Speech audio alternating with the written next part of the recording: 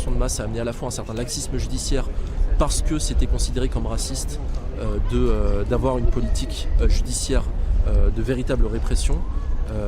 Parce que en fait, la plupart des gens qui étaient condamnés faisaient partie de l'immigration.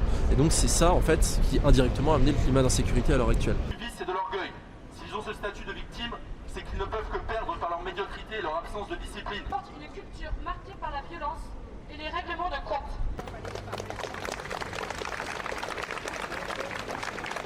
Il y a plusieurs responsables, évidemment les premiers sont ceux qui ont tapé Louis et qui l'ont harcelé. La deuxième chose évidemment c'est l'État, l'État qui est incapable aujourd'hui d'avoir un système qui marche. On se rend compte au sein de l'aide sociale à l'enfance, on se rencontre avec la justice, on se rencontre avec la police. Je rappelle que Louis avait porté plainte déjà 2 fois, que ces plaintes-là n'avaient même pas pour certaines été remontées à ses parents et c'est quand même scandaleux de voir ça. En fait on a aujourd'hui un État qui laisse des familles complètement démunies et qui aujourd'hui récupère leurs enfants entre 4 planches.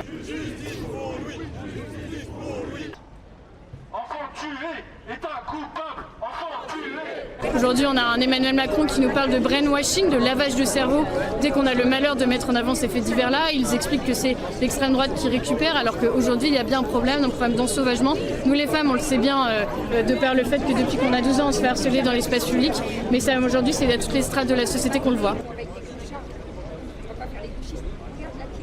100% des problèmes de la France ne viennent pas des migrants. Vous voyez, il y a aussi le principe de la racaillisation de la jeunesse française. Vous voyez, par le fait d'écouter du rap qui appelle à la violence en permanence et qui rentre tout doucement dans la tête des Français, qui peuvent être également des autochtones. Donc c'est pas particulièrement, dans ce cas précis, un problème de migrants.